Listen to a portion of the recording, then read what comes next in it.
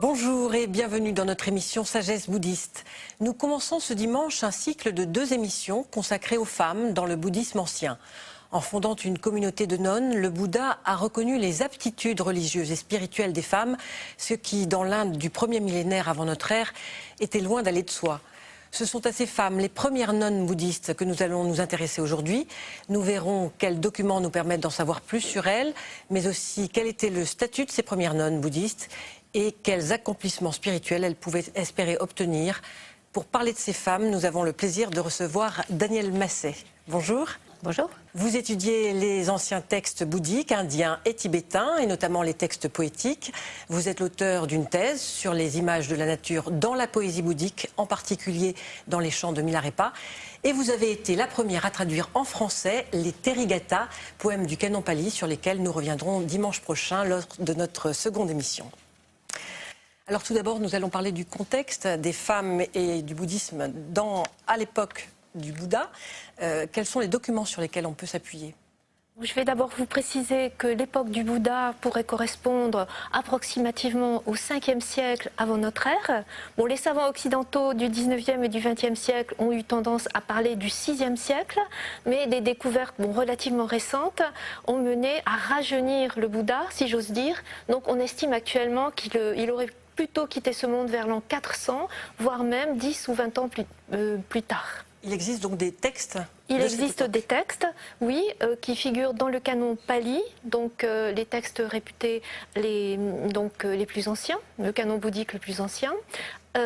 Ces textes, en fait, sont très intéressants puisqu'ils nous prouvent que le bouddhisme a accordé dès l'origine une grande attention et même aux femmes, et il leur a même consacré une littérature spéciale puisqu'il existe dans ce canon pali 6 ouvrages qui sont spécialement consacrés aux femmes.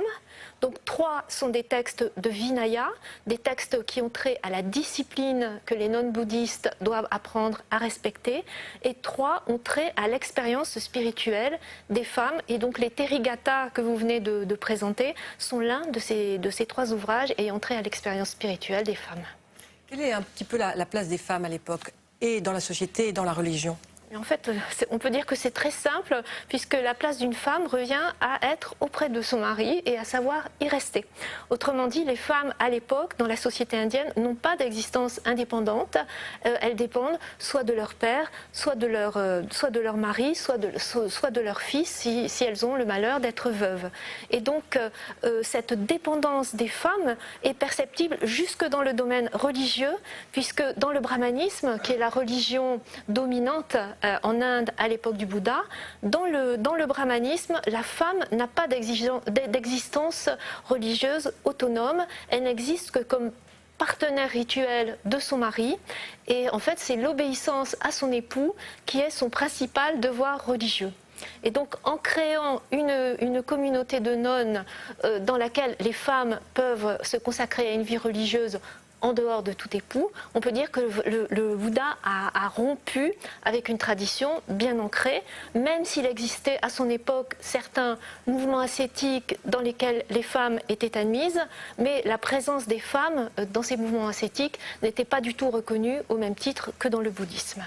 Alors le Bouddha, vous le dites, a créé une communauté de nonnes. Comment ça s'est passé ? À quelle époque et comment ça s'est passé ? En fait, le Bouddha a créé cette communauté, non pas immédiatement après son éveil, comme il avait fait pour la communauté des moines, mais 4 ans après son éveil.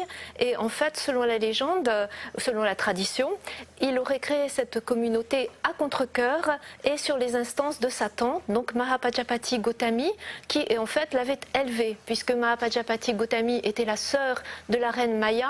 Les 2 sœurs avaient épousé le même homme, le roi Suddhodana, et Maya donc était morte une semaine après avoir donné naissance à un petit garçon qui n'était autre que le futur Bouddha.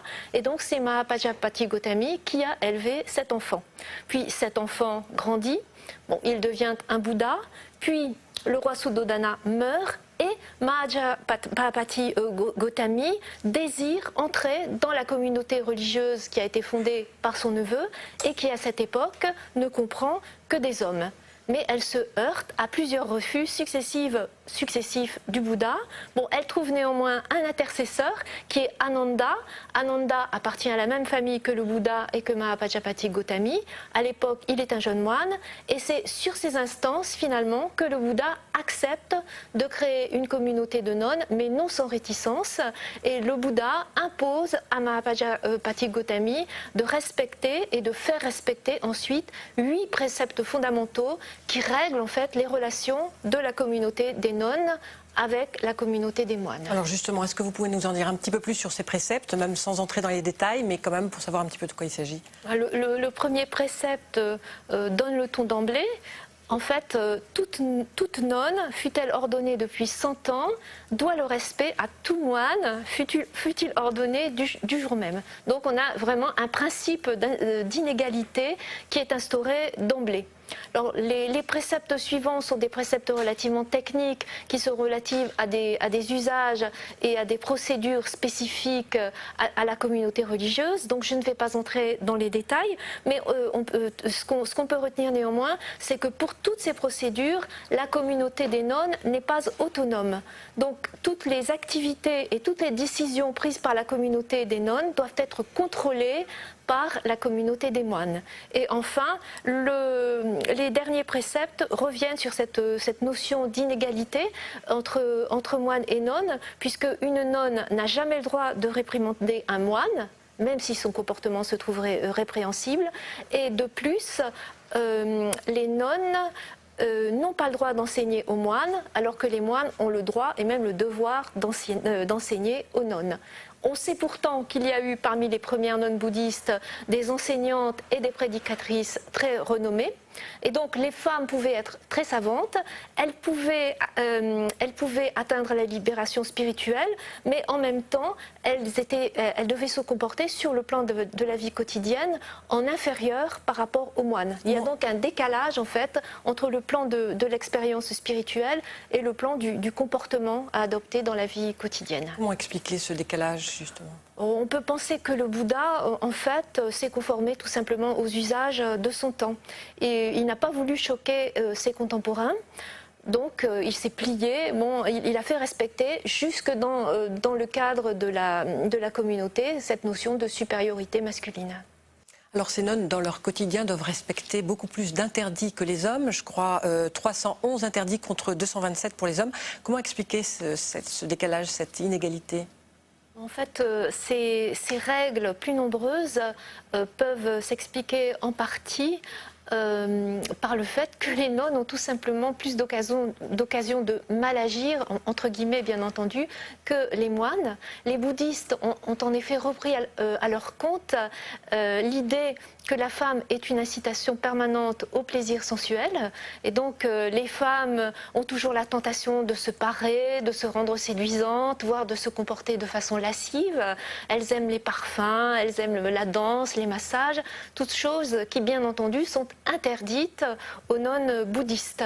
Et donc le but de la pratique religieuse étant dans le bouddhisme ancien l'extinction du désir, les nonnes doivent vraiment veiller à ne pas susciter le désir. Et donc elles doivent apprendre à se contrôler dans tous les aspects de leur vie, à surveiller tous leurs faits et gestes, en sorte d'éviter d'être dangereuses, à la fois pour elles-mêmes et pour les autres, et en particulier pour les moines, qu'elles doivent évidemment éviter d'induire en tentation.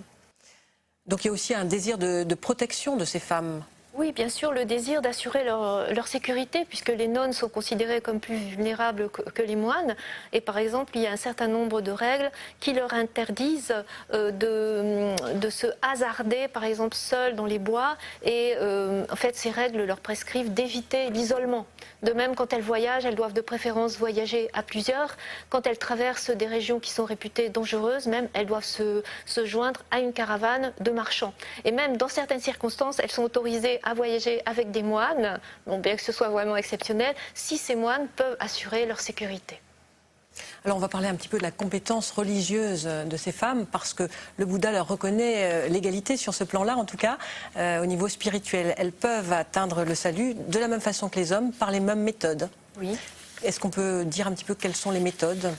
Ces méthodes sont d'abord et avant tout la pratique intensive de la méditation, mais aussi le respect rigoureux des règles monastiques, ainsi que l'écoute et la mémorisation de l'enseignement. Et bon, cet aspect-là, le respect des règles monastiques est d'autant plus important qu'à l'époque, la vie religieuse est considérée comme le seul moyen d'atteindre l'éveil. Donc les femmes qui ne sont pas religieuses, les femmes laïques, elles, peuvent espérer accumuler des mérites, notamment en pratiquant le don, et en accumulant ces mérites, elles peuvent espérer une renaissance lors de laquelle elles pourront devenir religieuses ou religieux et ainsi progresser vers l'éveil. Quel type d'éveil peuvent-elles atteindre?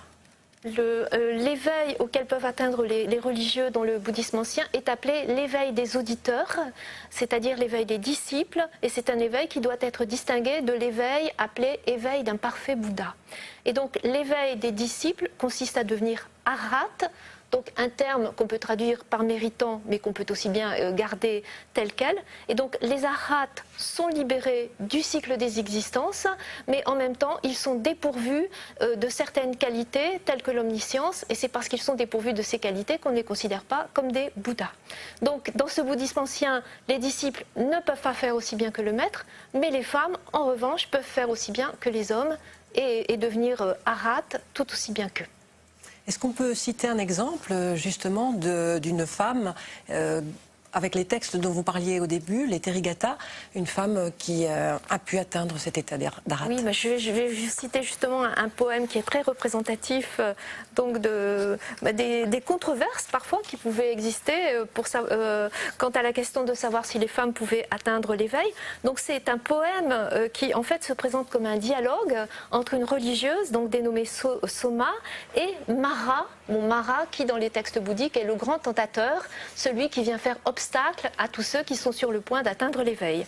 Donc les paroles de Mara à Soma sont les suivantes. Cet état que les sages se proposent comme but et dont l'obtention est si difficile, une femme n'ayant qu'une once de sagesse n'est pas capable d'y atteindre. Et la réponse de Soma donc, est la suivante. Que nous importe la condition de femme si l'esprit est bien concentré, si la connaissance est celle d'un être ayant de la doctrine une juste vision?